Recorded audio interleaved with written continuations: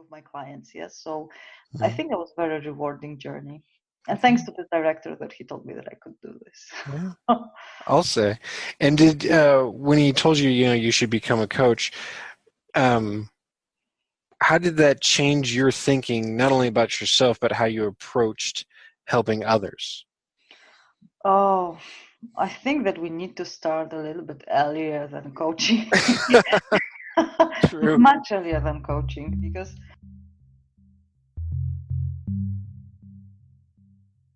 The Career Challenges Podcast, a collection of stories about overcoming professional hurdles and learning lessons the hard way. Thank you for joining me. I'm your host, Kyle Werkerly, certified ghostwriter.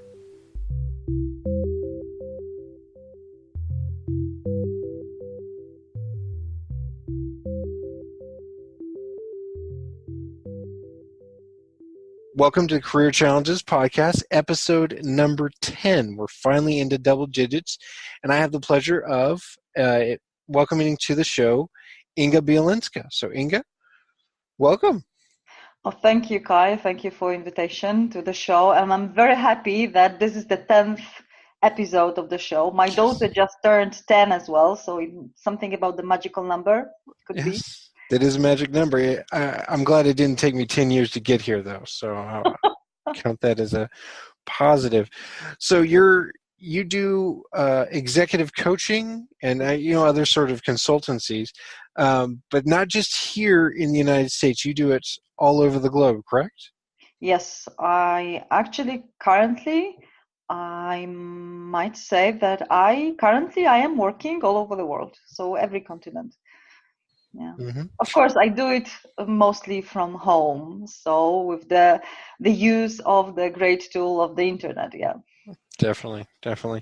And so you're not from Silicon Valley. Mhm. Where did you start your coaching career? Actually, Silicon Valley is a pretty new thing for me because we Mhm. moved here with my family in August 2018. So you can say that it's not even a year. I don't know when you're going to air this episode, yeah, but it's still not a year. Mhm. So we haven't experienced anniversary here, so it's pretty fresh. I started my coaching career in Poland. Mhm. Actually, I think it started coaching per se because training and mentoring was earlier, but coaching per se, nomen, it started in 2009. Mhm. So yeah, 10 years ago as well. So Wow. there is something about this number 10 here. Definitely, yes. Um, okay, and it started as something unexpected because for me then the word coach meant somebody who works with sports people, like teams, football team or something like that. I Mhm. had language school at the time, and I was working with, let's say, because my school specialized in business English, so I was working with VIPs Mhm. in the different companies. And one of the directors I was working with, he was very advanced in English, so basically we had talks in English about some articles. I remember that we read The Economist together, or Guardian, or Harvard Business Review. We were reading things like that and discussing. And once he told me, Inga, you should become a coach. And I was like, coach? Me, football? Or like, I think it's the only association I had in my head. But he said, no. Coach is somebody who talks usually in a business environment. I used to have my coach in when I was working in banking at the time, and sometimes when I talk to you, you ask questions and you listen in a way that I come with the solution. So I think you have this quality. Mhm. And it was the moment as well when my husband was graduating from one of the universities with his executive MBA, and one of the positive side effects was that he won the voucher for postgraduate studies. Mhm. And because he spent a few years doing his executive MBA, he said, okay, let's use it on you. And my daughter was just born. So I looked up possible things I could do, postgraduate studies in this particular university, and I was coaching. So, yeah, so that was the beginning. I actually thought about doing it without clearly knowing what Mhm. it meant. Yeah, Yes. then it appeared that sort of experience I had before connected with trainings in English and in Polish with public speaking, with presentation, and so on. Somehow it a little bit overlapped, Mm-hmm. and I still think that a lot of people who go into coaching, they move from or education Mm-hmm. or consultancy or like a corporate training. Yeah, it's like some kind of natural move. Yeah, as of course a lot of executives or managers, senior management, people on senior management position as well, later in their career they go into coaching as well. Mm-hmm. Yeah, I am seeing a lot of that thread with a lot of motivational speakers and other, they do a lot of that training and coaching one-on-one. um, Daniel Gomez, a previous guest that I had, he said he started in training. He worked at car dealerships and he was doing training, and he really enjoyed that, and he was saving up money to get in and buy his own car dealership. But the training just really had that draw for him, and he wasn't expecting it, just like you had just explained that. Somebody had said, hey, why don't you go into coaching? And he was like, oh, well, let me do that. And so I am seeing that, and it's amazing that kind of part of the story, I'm seeing that across multiple paths. Now, it's not in every story, obviously, but I am seeing that, and I think that's really cool, and that happens everywhere, not just in the United States or in San Antonio, because Daniel Gomez is based here out of San Antonio as well. But the difference is that he knew what coaching meant. Yeah, in 2009, coaching was so, I think, fresh to them, that even though I was interested in management per se, like what does it mean to be a good manager, a good leader, I was using it as a language, English language teacher as well, but I was using it as a trainer, corporate trainer at the time.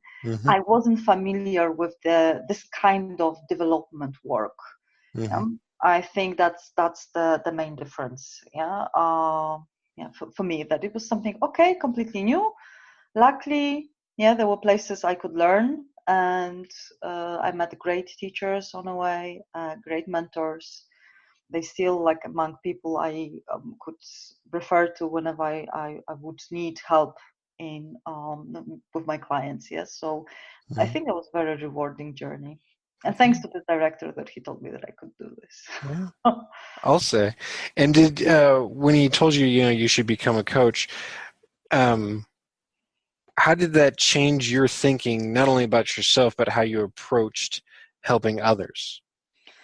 Oh, I think that we need to start a little bit earlier than coaching.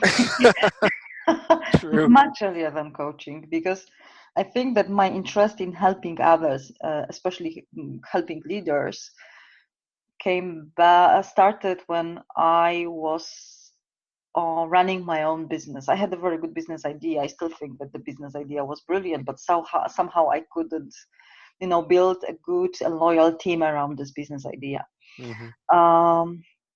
And that was the moment when I got interested in, okay, so what do I do wrong? Yeah, what's going on? I pay people well. I've got contracts, I've got possible clients, but these teachers, because I was working with teachers, and my team was created by teachers, they were changing on and off. And in the end, I had the idea that I would just manage the company. I had to do the work myself. So, and that was the moment when I started being interested in helping others, becoming better leaders. So I started reading books. I went to different trainings myself. I liked the different ideas of management. Then I used them. Yes, at the end of my language school, I started using it. But then I got interested so much in leadership, the aspect of being a leader, that I actually changed the business. I sold this idea to somebody else, and I changed the business into consultancy. I found a great business partner in Poland, Zofia Kupczyńska.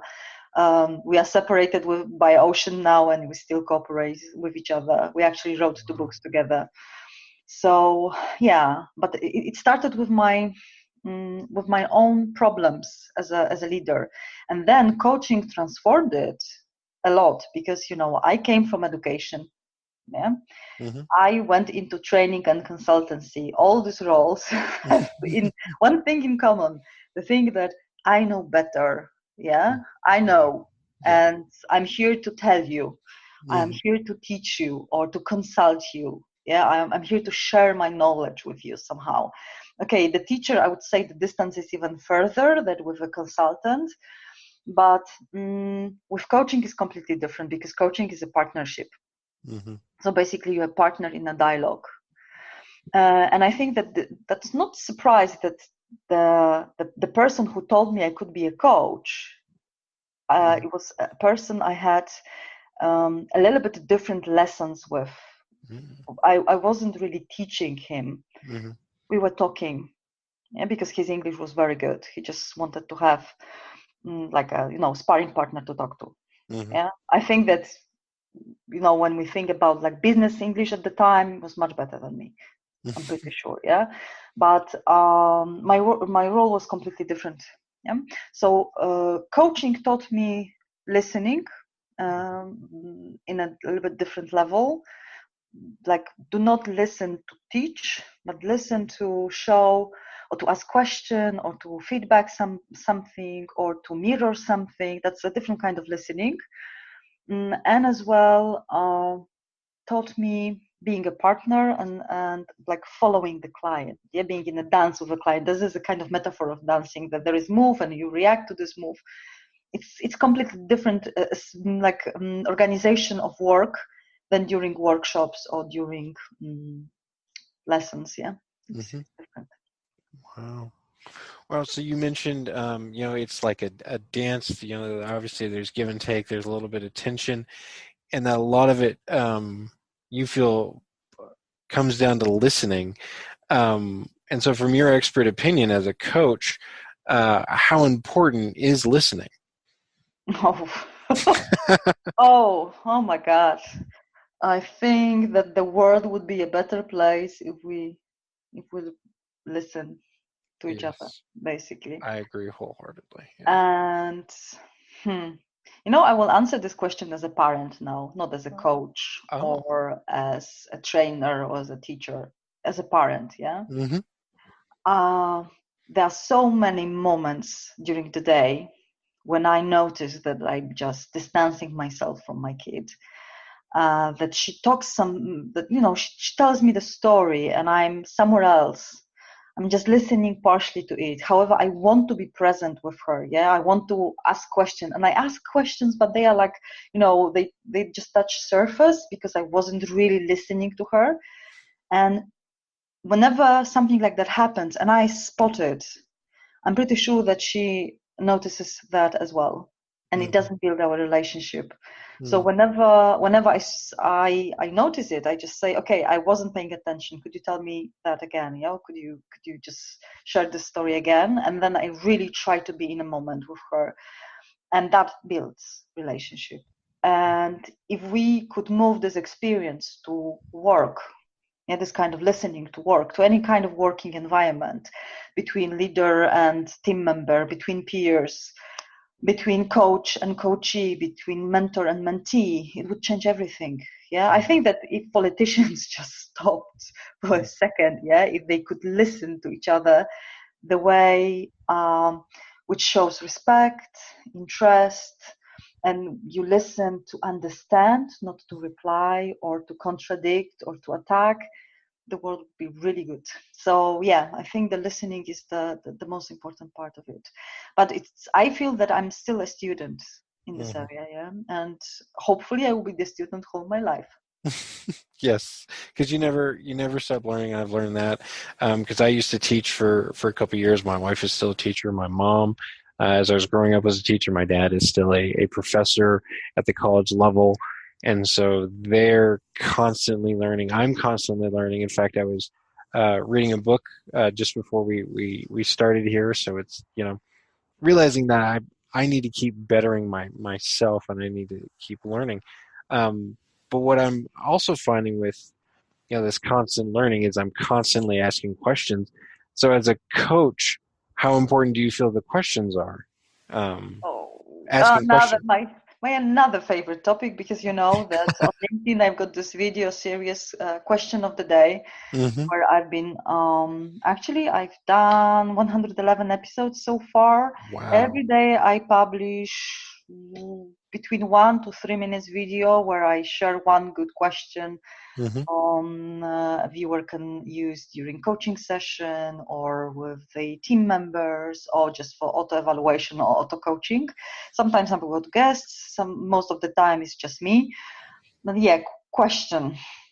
The simplest and probably the most powerful tool next to the listening. Yeah, if you listen to understand, you Mm-hmm. can then ask question based on you've just heard. Yeah, it's not that you ask question from your mind, from your ideas, but you ask question based on what the other person feels or maybe needs, because Mm-hmm. you were able to hear it.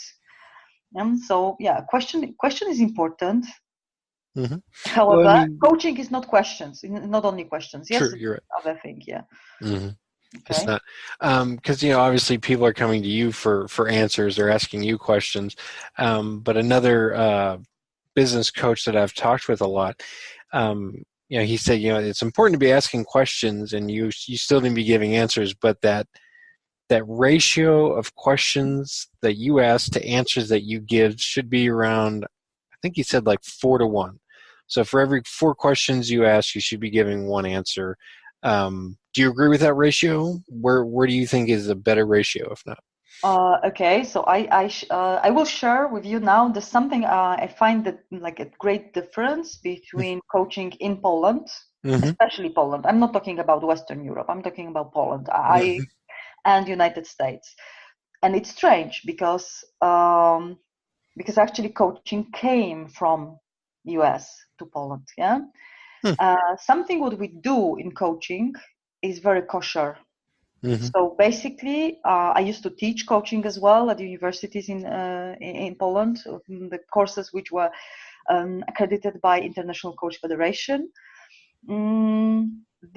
We taught people, and most of coaches in Poland work this way. They just ask question and they share feedback on the moment what's going on between us, but they don't answer question.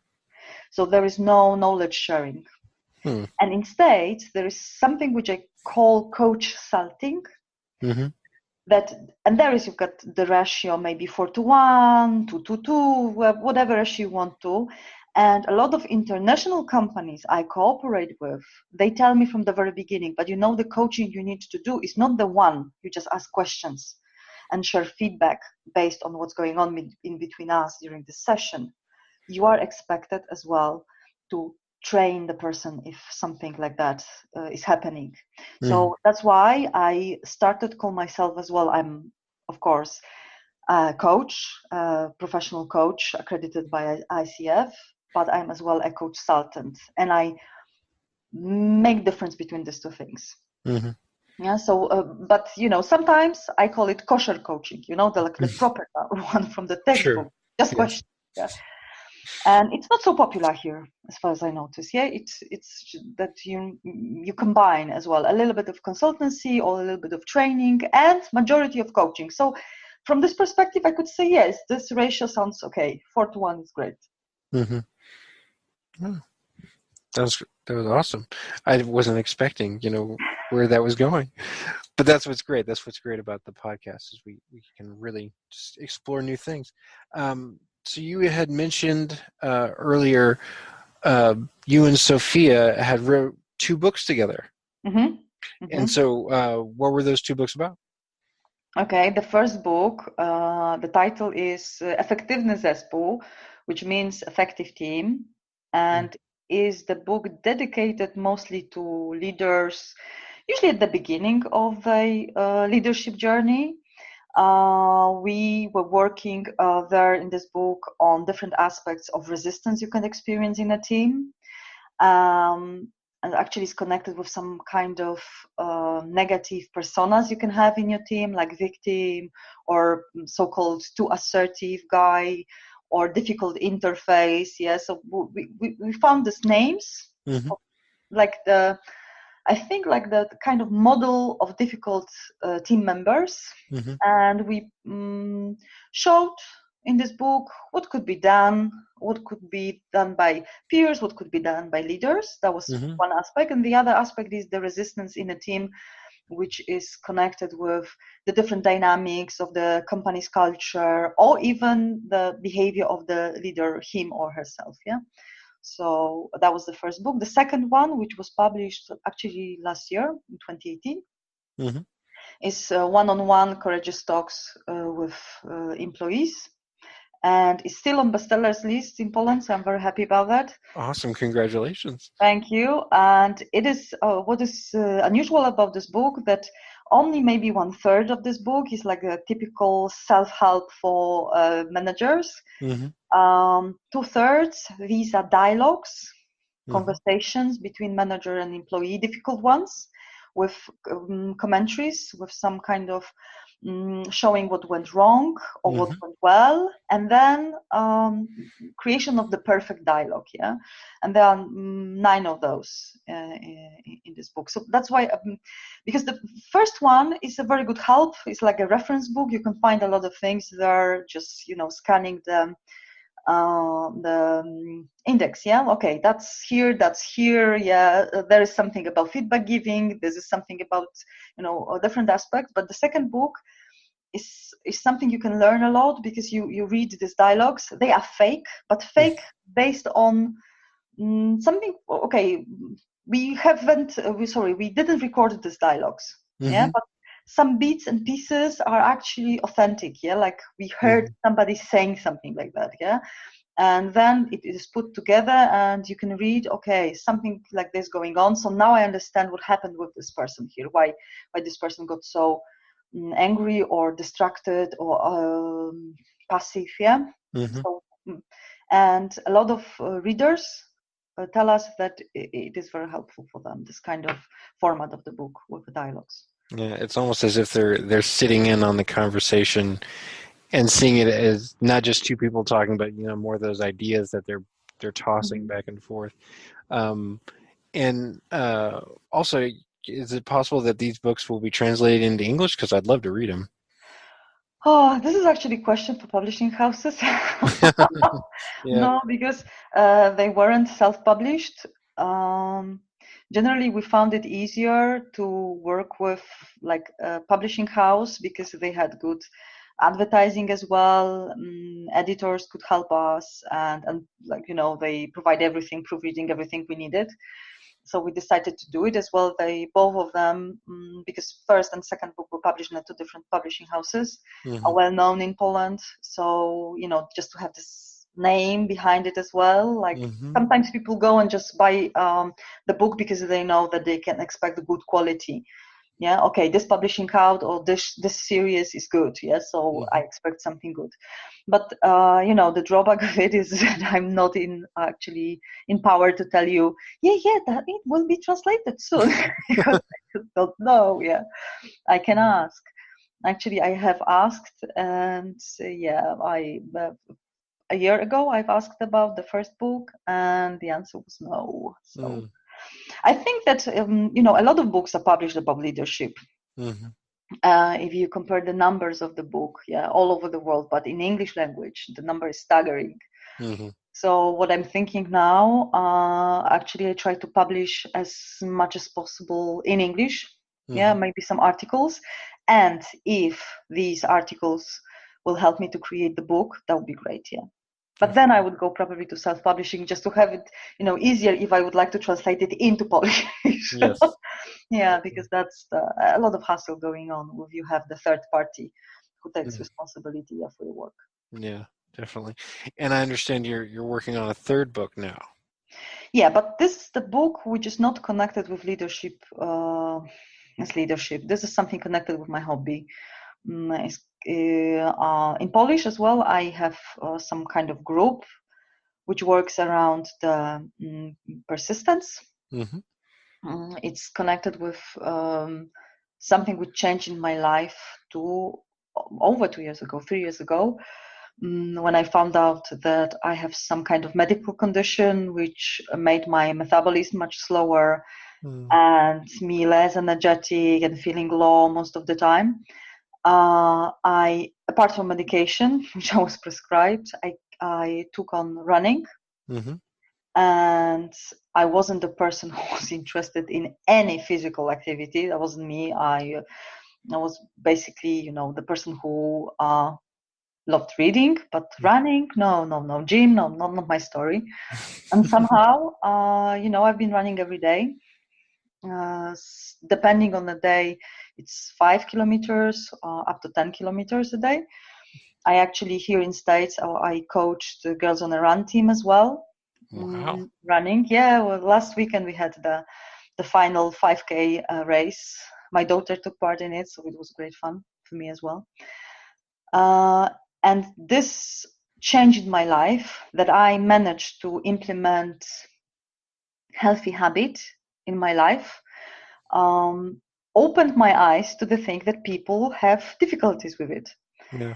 And I have this Facebook group which is called Persistence Personal Story, where I invite guests and I record like video interviews with different people, with sport people, with coaches, with artists, a lot of people, really, really a lot of people. And I ask them what made them stick to their passion. Yes, what made them being persistent, what helped them as well. They share their views on that, and as well I share some tips with people, what helped me, different small rules. I've been reading a lot of books on this topic. That's my personal interest. And because the group it's getting bigger, so one of the publishing houses got interested in it, and they asked me, okay, Inga, maybe that's the good idea, you could write a book about it, connected with these interviews. And I said yes. But I've been writing it, but I don't want to publish it too soon, because still I believe there will be a lot of findings for me. I would like to do at least 20 more interviews with different people, and it takes time, as you know, Yes. To arrange, to ask, to arrange everything, to find a good time for both of the sides, especially that I do these interviews in Polish, and I live now like 9 hours before Poland, so in different time zone. And I would like to publish this book when I'm back in Poland. So. Wow. Well, I also do running as well, so I think that's awesome too. My wife got me into it. It wasn't really a personal choice, but my wife got me into it. And actually, this weekend I just went and bought new shoes. So, good for you. Yeah, and so like they say, once you get like 500 miles on a pair of shoes, you need to get a new pair of shoes. And I'd had these for 700 miles. But what is, just for my own personal curiosity, what is your favorite brand of shoe and your favorite shoe to run in? I'm actually faithful for one brand of Adidas. It's just like nothing fancy. The story about the feet, that you got different feet and you have to pronation and supination. That's so I've got the most regular ones. Regular feet, nice. Regular ones. I got it measured in a special store, and the guys who helped me just evaluate what my feet are, they were laughing. Okay, so you lucky ones. It doesn't happen very often. So I said, okay, good for me. So I change my running shoes more often, because I noticed that if they get how to say it, if they get too worn out, my knees suffer. So so you said 500 miles. I think I do it a little bit faster than this. Well, my sister-in-law is also an avid runner, and she really needs to get into competitions, but she keeps putting it off and putting it off and putting it off.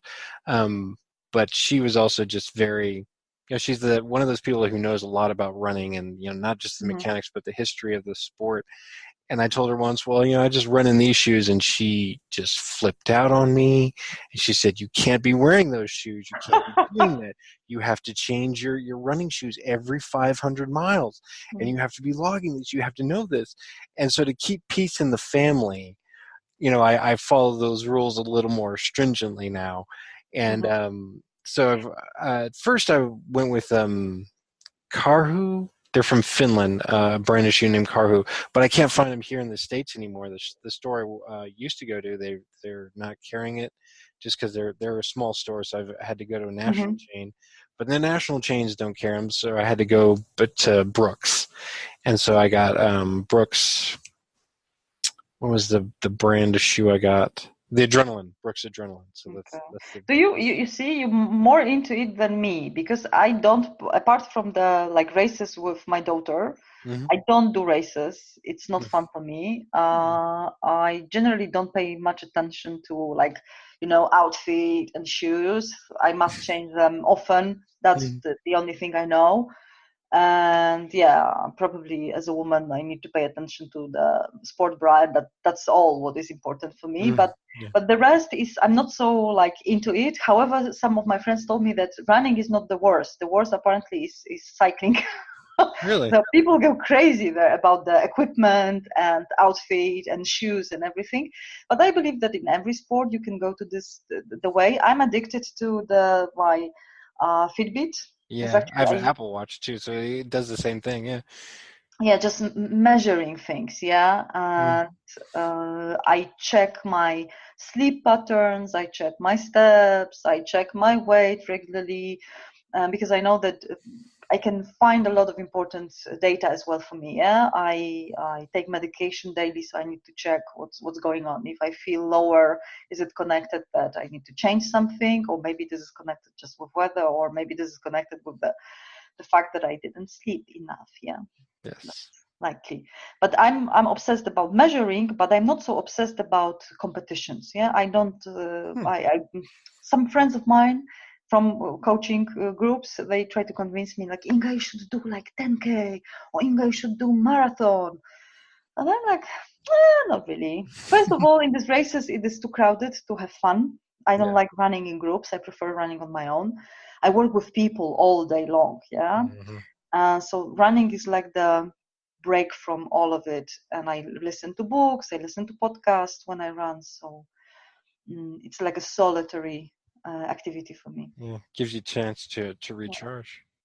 Yeah, and we've got here in the place where I live, we've got as well very nice trails where I can experience, see the nature and birds and some great flowers. Yeah, it's a really nice season here. However, it's raining now, which is apparently unexpected in May. Everybody tells me, because we just moved here, as I said. Hmm. Everybody tells me that's unusual. Oh my God, that's the worst May ever. You cannot judge the Silicon Valley because of this May. And I said, that's okay. It's not so bad. Still work. Yeah, we've been getting a lot of rain here too, which is unusual for San Antonio all year. Okay. We don't generally get consistent rain. There are times where it just pours and then stops, and then that's it. But when people or San Antonians, I should say, are seeing rain all throughout the day constantly, it's a new thing for them. And I grew up in Northern California where it rained all the time, so I was like, oh, it's raining, okay, and just move on with my life. Whereas everyone here is like, oh my gosh, it's raining all the time. I'm like, get used to it. It happens. So Yeah, the yeah, world changes. yeah, it changes. Um, so trying to get back on track here. I know we got off on running. Just one of those things. But your main type of coaching we talked about is executive coaching, executive consulting, correct? Yes. Or I work with leaders in like a group environment. Yeah. Mm-hmm. But generally, leadership, leaders working with teams, that's something which interests me the most. Yeah. Because I was bad at it. I had to learn a lot myself. So From I got, experience. yeah, I share my failures pretty openly with people. And I think it's good as well, because I don't want my clients to think that you need to be like born leader. Like, Mm-hmm. I was born to lead people. Okay, maybe some people they've got it, yeah, but not everybody. And these things you can be taught, or you can be trained, or you can just transform the way of thinking, your mindset, in order to be a good leader. And I saw so many stories like that over the time. Exceptional stories. I could like partner and support some of my clients who really changed everything about their leadership style. And yeah, and it's just for me the proof that it's possible, that you can You can learn it. You can learn to listen. You can learn to give a good, valuable feedback. You can learn as well courage, which is other aspect which is important for me in being a good leader. Yeah, to be brave and courageous. Yeah, that's awesome. So your executive coaching clients, are they specifically here in the States, or are they back in Poland, or where are they? Oh, actually, nowadays they are like everywhere, everywhere. So you're Uh, truly international. yeah, actually, yes. I look at myself as an international coach, which is I think I started accidentally. Mm-hmm. But then, because in Poland I was mostly working with IT, and a lot of companies connected with like the new technologies, there were branches of other companies, or they had head office somewhere else, and I started to work with like Western European countries. Then I started to work with Eastern European countries, Asian countries, because I did some program, or I did some coaching with somebody in Poland, and they said, "Oh, we liked it. Could you work with this person somewhere else?" Yeah, because they knew that I could speak English as well. A group of leaders who I had pleasure to work with in Poland, they were foreigners, and after some time with working people from different countries, even without studying really different cultures, I gained some kind of expertise. It's not that I know a lot about different cultures, but one of the clients, when they gave me feedback, they told me that this is some kind of sensitivity. Yeah, that even if I'm surprised by something, I share it in a way which transforms these people. Yeah, like for example, something happened. I learned something about my client, which is very far from Polish culture. Let's say. I try not to be judgmental. Mm-hmm. Yeah, I try to ask questions around it and ask about consequences, especially if this person manages like the foreigners as well. Yeah, Mm-hmm. how could this particular behavior influence other people in the team? And then after some time, clients, because coaching is not something you really advertise. You Mm-hmm. get people because somebody recommended you. You get new clients, new companies who would like to cooperate with you due to happy past clients, yes, the people who used to work with. Definitely, yes. And generally, it's just happened that I started to work with somebody. For example, in Australia, I started to work with a leader a Polish person, Mm-hmm. who just migrated to Australia. And in a new company, he got like senior leadership position, and he said, "Okay, I used to work with her. I still want to work with her." And then one company, more people in this company, is just happening like this all the time. Wow.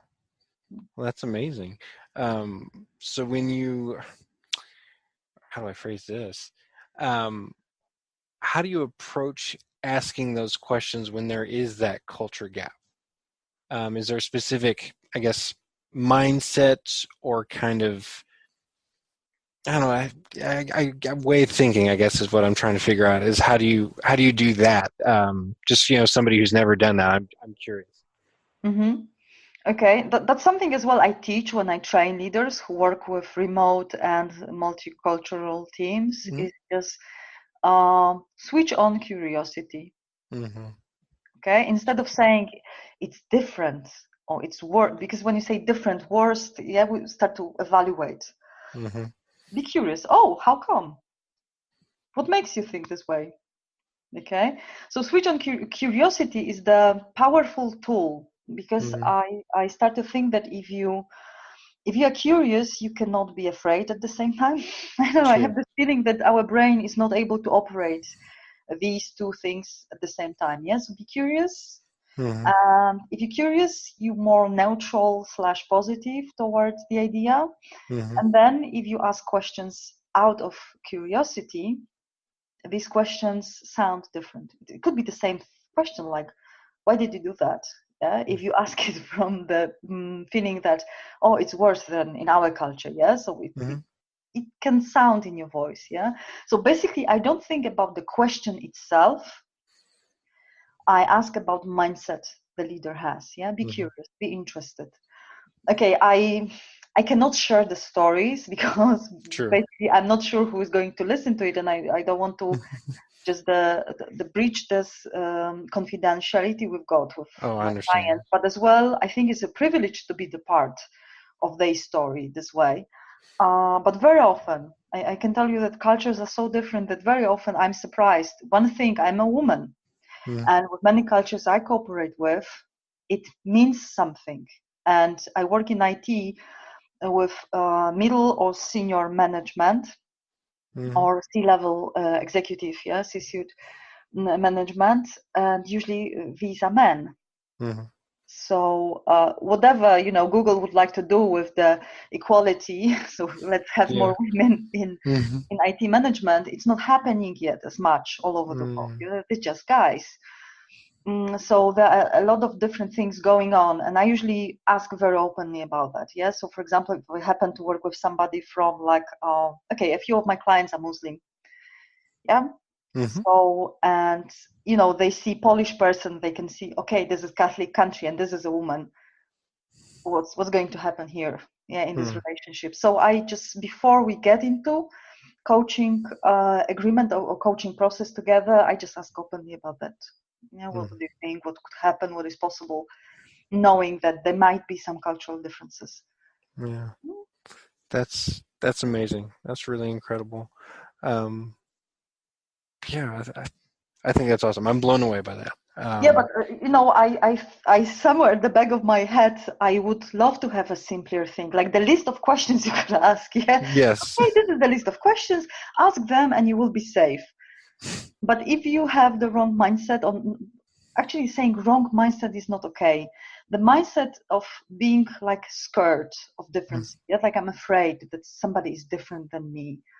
Then every question, the best one, is asked in a way which I think doesn't promote contact and doesn't promote building relationship and doesn't promote trust between coach and coachee.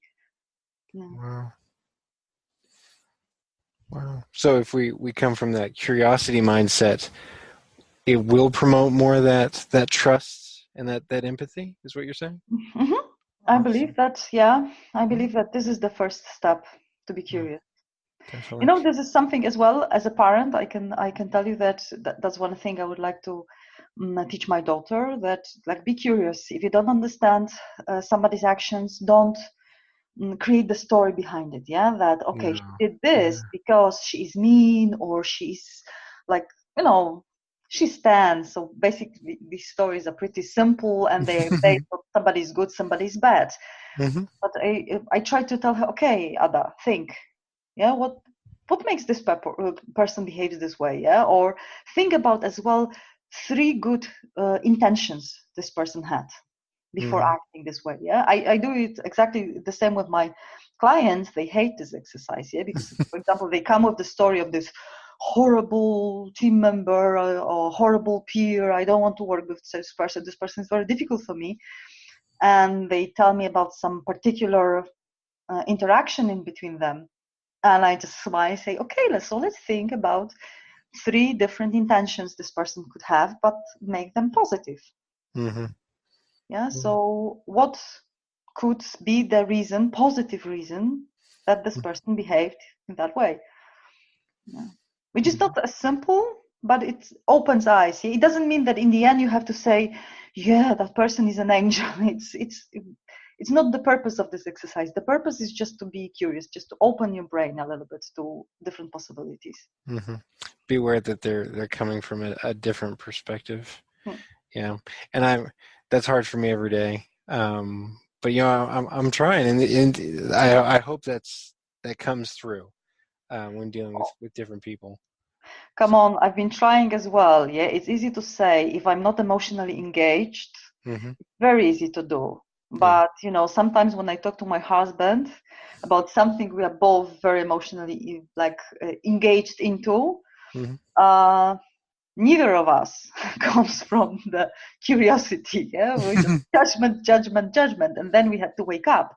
It's good that we understand the idea of development, which is close to both of us. Yeah, that okay, imagine that it looks more or less like an atom, that you've got the core of something. So this is The core is basic you, like the you with your basic scripts, your personality, this kind of gifts you got from your parents. Yeah, so for example, for me, it would be kind of aggressive person, like doer, focus on goals. Yeah, that's the basic me. Yeah, Yeah. judgmental as well. That's basic. That's my core. And then every book I read, every interaction I have with people, every training I go to, every school where I learn something about psychology and people, just moves me forward from this core. It's like, electrons over the atom. Yeah. But Uh-huh. in between the core of atom and electron, there's some kind of gravitational pull. Mm-hmm. And I usually say that we are attached to this core like with a rubber. So we go far, but there are moments in our life when we are really stressed. Like the stress level is so high that we just go back to our basic behaviors.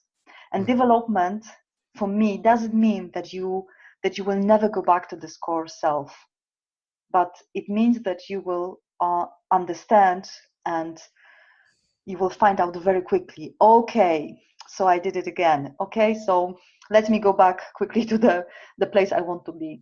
Yeah, because the worst part is that you go back to this basic scripts, and you're like, I would say the core first I, yeah, ego, the person, yeah, you used to be, and you wouldn't be able to recognize that something like that happened. So it probably it could be the sign that you haven't developed much in this area, yeah, that it was kind of superficial. But if it got deeper into you, you will go back, but you will recognize it quicker. Yeah, like say, okay, let's dust myself up and let's go back to the nice place when I can just go and say sorry to everybody. Mm-hmm. Yeah, just sorry, that was me under the stress. What can I do to repair that?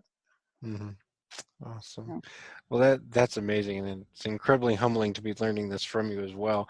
And Inga, I know you're very busy. You have another call coming up, but just real quick before we sign off, what is next for you and your business? And you had told me that you've just kind of been okay. How do I say this? I'll edit this out and come up. Accepted. Yeah, Accepted. except there we go. Okay, so you told me before that you'd been accepted into the Forbes Coaching council. coaching council. So Mhm. you're gonna be writing articles for Forbes then, or I the would love Forbes to. coaching. Yeah. Yeah, I would love to do it.